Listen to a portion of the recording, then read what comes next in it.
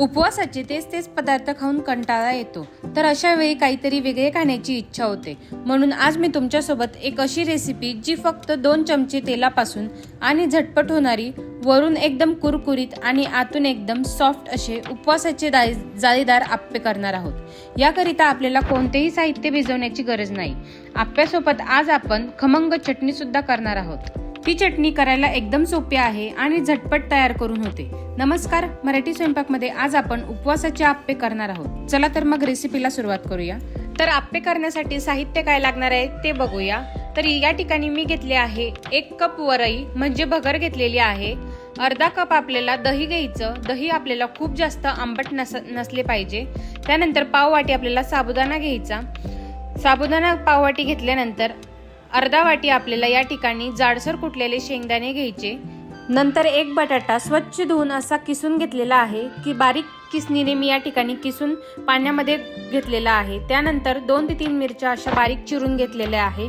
1 चमचा जिरे घ्यायचे, चवीनुसार मीठ आणि पाव चमचा आपल्याला या ठिकाणी खाण्याचा सोडा घ्यायचा आहे. तर साहित्य बघितले, आता रेसिपीला सुरुवात करूया. तर सर्वात आधी मी या ठिकाणी एक कढई घेतलेली आहे. त्यामध्ये आपल्याला साबुदाणा घालायचा.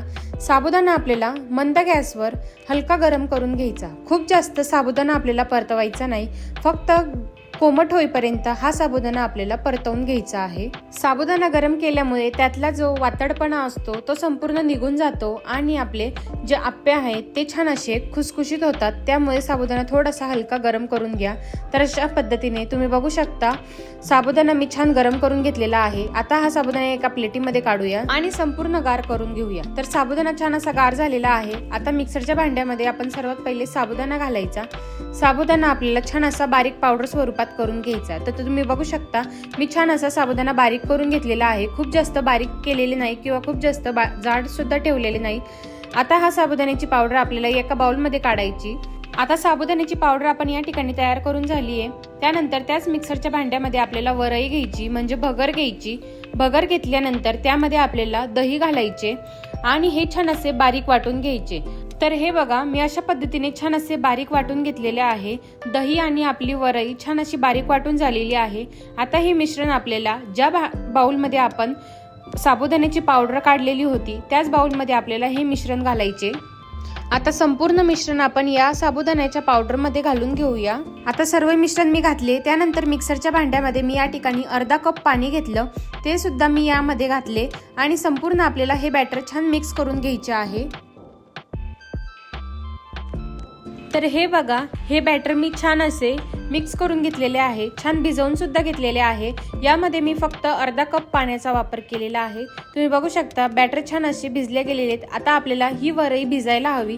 याकरिता यावर झाकण ठेवून आपण साधारण अर्धा तास हे भिजण्यासाठी ठेवून द्यायचे. तोपर्यंत आपण आप्प्यासोबत खाण्याची एक झटपट आणि चटकदार चटणी करूया. तर त्यासाठी मी या ठिकाणी एक मिक्सरचं भांडं घेतलं. त्यामध्ये आपल्याला अर्धा कप ताजं दही घालायचं. दही आंबट नको. त्यानंतर त्यामध्ये आपल्याला अर्धा ते 1 चमचा लाल मिरची पावडर घालायची. अर्धा चमचा जिरे घालायचे. चवीनुसार मीठ घालायचं आणि 2 चमचे आपल्याला या ठिकाणी साखर घालायची. आता तुम्ही जर उपवासाला जिरे खात नसेल तर जिरे घातले नाही तरी चालेल. त्यानंतर 2 चमचे आपल्याला भाजलेल्या शेंगदाण्याचा कूट घालायचा आणि याला छान असे मिक्सरला फिरवून घ्यायचे. तर तुम्ही बघू शकता ही चटणी मी छान अशी मिक्सरला फिरवून घेतलेली आहे. हवं तर तुम्ही यामध्ये हिरव्या मिरचीचा सुद्धा वापर करू शकता. आता आपली आप्प्यासोबत खाण्याची चटणी या ठिकाणी तयार झालेली आहे. आता आप्प्याचं पीठ भिजले का ते बघूया.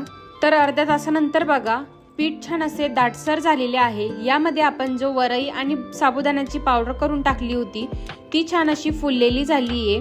आता आपण यामध्ये घालूया जो आपण किसून घेतलेला जो बटाटा होता तो आपल्याला यामध्ये घालायचा आहे. तर मी या ठिकाणी बटाटा स्वच्छ 2 पाण्याने धुवून घेतलेला होता. तो आपल्याला संपूर्ण बटाटा यामध्ये घालून घ्यायचा. आता बटाटा घालत असताना बटाट्यातले सर्व पाणी आपल्याला दाबून काढायचे. जर आपण बटाट्यातले संपूर्ण पाणी नितळून नाही घेतले तर हे मिश्रण असे सैलसर होईल, पातळ होईल. त्यामुळे बटाट्यातले पाणी असे दाबून काढून घ्या. आता यामध्ये बटाटा घातला. त्यानंतर आपल्याला शेंगदाण्याचा कूट घालायचा. आता कूट मी या ठिकाणी जाडसर ठेवलेला आहे. त्यानंतर बारीक चिरलेली हिरवी मिरची घालायची. चवीनुसार मीठ घालायचे. त्यानंतर जिरे घालायचे. उपवासाला जर तुम्ही जिरे खात नसेल तर ते तुम्ही या ठिकाणी स्किप करू शकता. त्यानंतर आपल्याला 1 चिमूटभर खाण्याचा सोडा घालायचा आहे. आता सोडा घातला की याला चांगले मिक्स करून घ्यायचे। आता मी या ठिकाणी अर्धा कप पाण्याचा वापर केलेला आहे।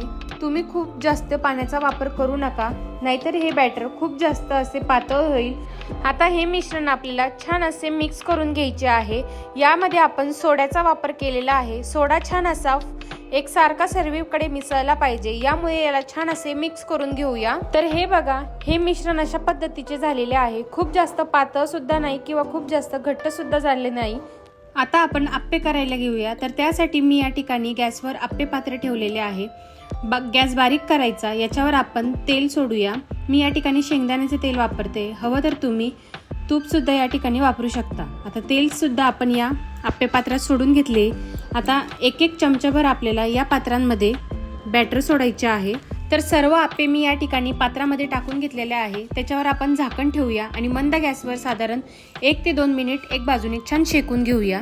तर मंद गॅसवर आपण आप्पे छान 1 मिनिट छान शेकून घेतलेले आहे। वरून असे ओलसर दिसत असले त्यावेळेस आपल्याला हे आप्पे छान असे उलटून घ्यायचे आहे।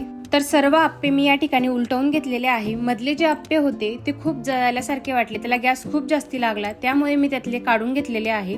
तर अशा पद्धतीने आपले छान असे खरपूस आप्पे या ठिकाणी तयार झालेले आहे। तर अशा पद्धतीने आज आपण उपवासाचे आप्पे कसे करायचे ते बघितले। तर तुम्हाला ही आप्प्याची रेसिपी कशी वाटली ते मला कमेंटमध्ये नक्की सांगा। पुन्हा भेटूया अशाच एका नवीन व्हिडिओमध्ये। तोपर्यंत धन्यवाद।